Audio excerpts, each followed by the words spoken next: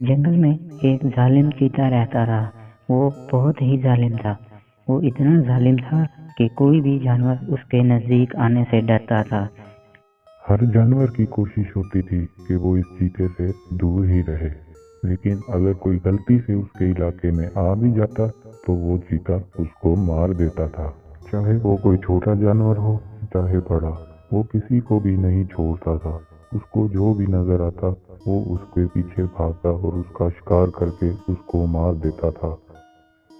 यही वजह थी कि तमाम जानवर इस चीते से बहुत तंग थे। तमाम जंगल के जानवरों की कोशिश यही होती थी कि इस चीते से जितना दूर रहा जाए उतना ही बेहतर है।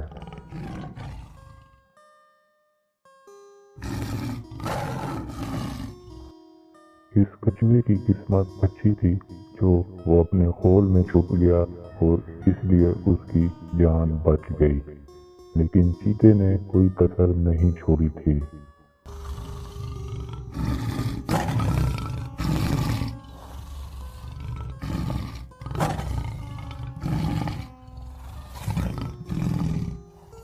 चीते को एक बड़ी छिपकली नजर आई और वो उसके पीछे चल पड़ा ताकि उसको खा सके।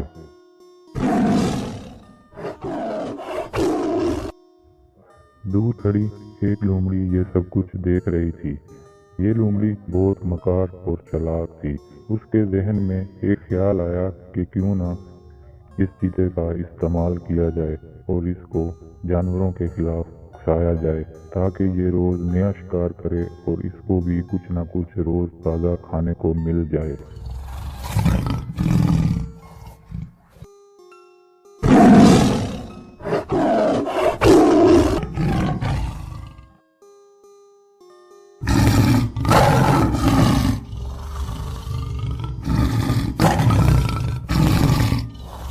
देखिए भैया, मुझे तुम पर बहुत तरस आ रहा है। तुम रोज ये छोटे छोटे जानवरों का शिकार करके इनको खाते हो। तुम्हें तो एक बड़ा और मोटा ताजा जानवर मिलना चाहिए ताकि तुम पेट भर के खा सको। मेरे पास तुम्हारे लिए एक बहुत ही अच्छी ऑफर है। अगर तुम मेरी बात मानो तो तुम्हें एक बड़ा जानवर मिल सकता है। जल्दी बताओ क्या बात है। अगर तुम्हारी बात सही हुई तो ठीक, वरना मैं तुम्हें ही खा जाऊंगा। पहले मेरी पूरी बात तो सुन लो, फिर चाहे जो मर्जी कर लेना। तुम्हें पता है जंगल में आजकल शेर नहीं है। शेर कहीं गया हुआ है और पीछे सब जानवर अकेले हैं। तुम ऐसा करो कि जंगल में जाओ और उनका शिकार करो, खुद भी खाओ और मुझे भी दो। वहाँ बहुत मोटे मोटे जानवर हैं। तुम जाओ जंगल में उनका शिकार करो, मैं भी तुम्हारा साथ दूंगी। अच्छा, मशवरा तो तुम्हारा ठीक है, लेकिन मेरी ये बात याद रखना कि अगर शेर वहाँ मौजूद हुआ तो तुम्हारे साथ अच्छी नहीं होगी। इस तरह चीते ने लोमड़ी की बात मान ली और वो दोनों जंगल की तरफ चल पड़े। काफी दूर जाकर इन्हें एक जानवर नजर आया। चीते ने लोमड़ी को कहा कि तुम इसको बातों में लगाओ ताकि मैं आराम से इसका शिकार कर सकूं, फिर दोनों मिलजुल कर खाएंगे।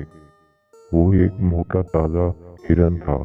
लोमड़ी बड़े आराम से चलकर उसके पास जाकर बैठ गई और उससे कहने लगी, अरे हिरन भैया, ये क्या तुम अभी तक यहीं पर घास खाते हो?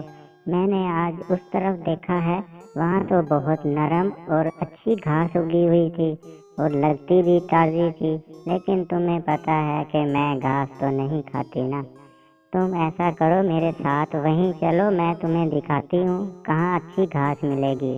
इतने में चीता भी चुपके से हिरन के पीछे पहुंच चुका था, लेकिन हिरन ने जैसे ही चीते को आता देखा तो वो अपनी जान बचाकर भागने लगा, लेकिन अब चीता उसको कहाँ छोड़ता था, वो भी उसके पीछे ही भागा। लो जी, मेरा काम तो बन गया। और इस तरह एक बार फिर काफी अरसे बाद जंगल का सुकून बर्बाद होना शुरू हो चुका था। दूर आसमान में एक बादल भी ये सब देख रहा था और गुस्से से आग बबूला हो रहा था। उसको भी पता चल गया था कि ये जालिम चीता अब इस जंगल में दोबारा आ गया है। वो हिरन का शिकार करके उसको अपने साथ अपने इलाके में ले गया और पेट भर कर खाया। अब तो उसको रोज एक नया शिकार मिलना शुरू हो गया। वो बहुत खुश था। अब तो वो रोज जंगल जाने लगा और एक मोटे ताजे जानवर का शिकार करता और उसको मारकर अपने इलाके में ले आता और खूब पेट भर कर खाता। अब तो वो पहले से ज्यादा खतरनाक और जालिम बन चुका था। दूसरी तरफ तमाम जानवर बहुत परेशान थे।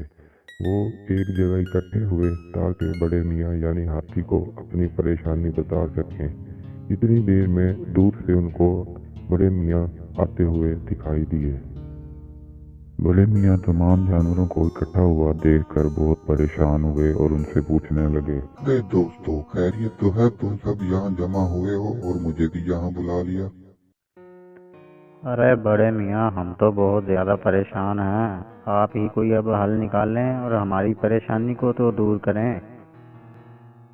अरे भाइयों, बताओगे भी सही कि हुआ क्या है?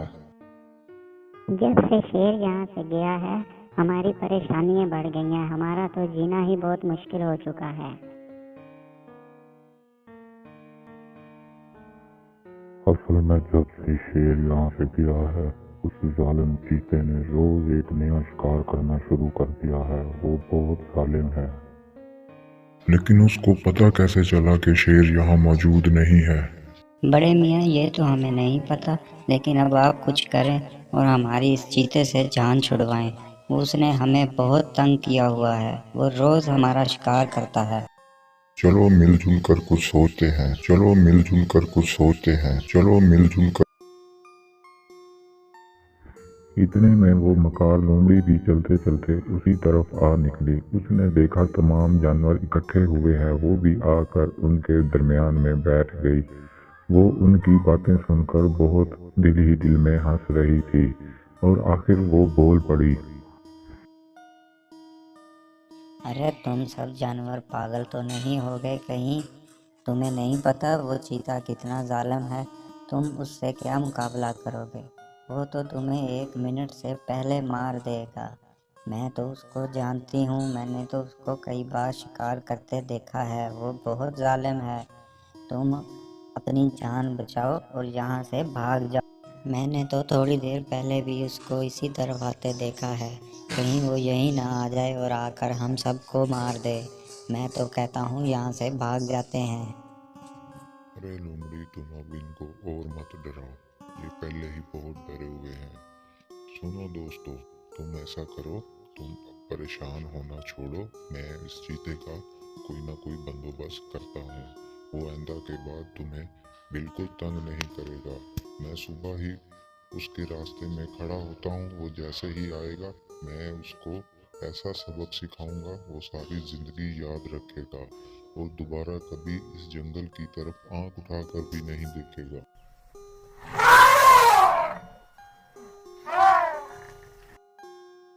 ये सब बातें सुनकर लूमड़ी वहां से उठकर चल पड़ी और वो सीधी चीते के इलाके की तरफ जा रही थी। वहां पहुंचकर उसने देखा कि चीता अभी सो रहा है। वो चुपचाप वहीं पर बैठ गई और चीते के उठने का इंतजार करने लगी। कुछ देर बाद ही चीते की आंख खुल गई तो लूमड़ी ने उससे कहा कि चीते भाई, तुम्हारे लिए एक बुरी खबर है।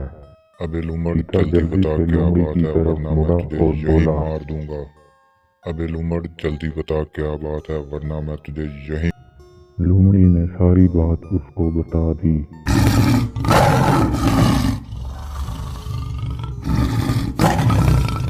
अच्छा, तो अब ये जंगल के हकीर जानवर मेरा मुकाबला करेंगे। इनको मेरी ताकत का इल्म नहीं है। अगले दिन बड़े मियाँ उस रास्ते पर खड़े हो गए जो जंगल की तरफ आता था, ताकि अगर चीता जंगल की तरफ आए तो वो उसको रोके और उसका मुकाबला कर सके। काफी देर रुकने के बाद भी चीता वहां ना आया। अब तो खड़े खड़े बड़े मियाँ बहुत थक चुके थे। उसने सोचा क्यों ना कुछ देर आराम कर लिया जाए। जैसे ही चीता आएगा वो दोबारा उठ खड़े होंगे और चीते का मुकाबला करेंगे।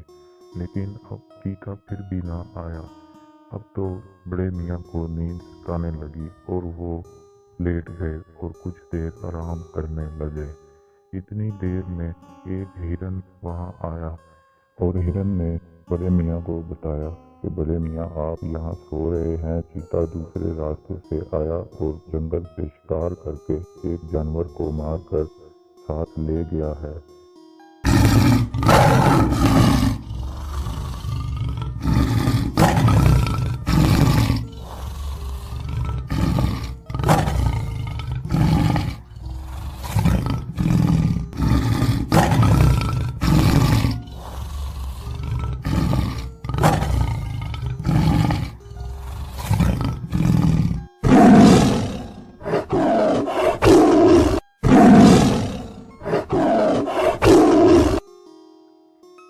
अब तो खौफ का ये आलम था कि हर तरफ सन्नाटा ही सन्नाटा हो गया। सारा जंगल वीरान सुनसान हो गया।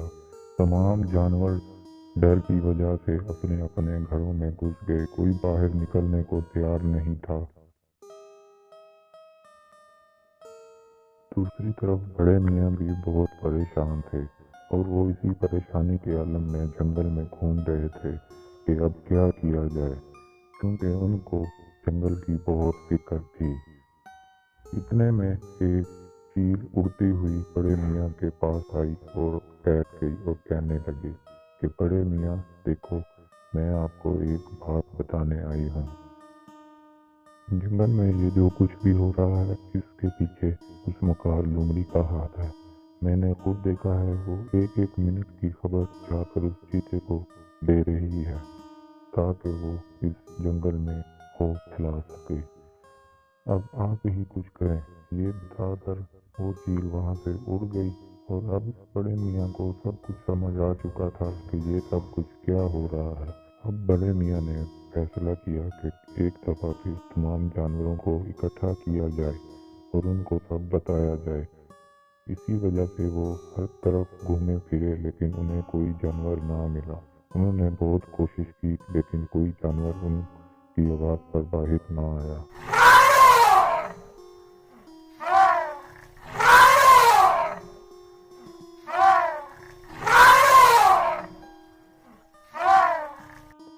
आखिरकार मायूस होकर बड़े मियाँ वहां से चल पड़े। अब उन्हें यकीन हो गया था कि कोई भी जानवर उनकी बात मानने को तैयार नहीं होगा। अब जो भी करना है उसे अकेले ही करना पड़ेगा। अब उस चीते को सबक सिखाने के लिए उन्होंने कुछ सोचना शुरू किया और सोचते सोचते वो वहां से चले गए। चलते चलते उसने चीते को सबक सिखाने का रास्ता ढूंढ लिया था। दूसरी तरफ चीता अपने नए घर में बहुत खुश था। अब सारे जंगल पर उसका कब्जा था।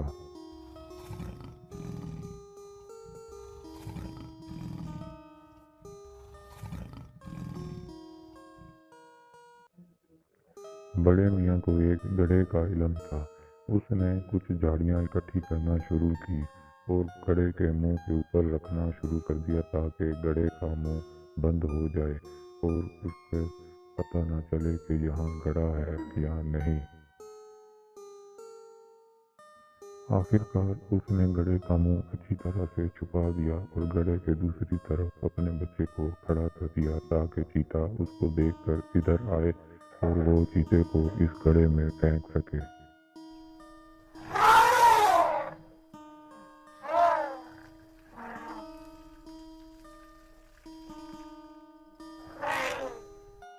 फिर जैसे ही चीता वहां आया तो बच्चा चीते को देखकर डर गया और जोर जोर से चीखने लगा। वो चीते को देखकर बहुत ज्यादा डर गया था।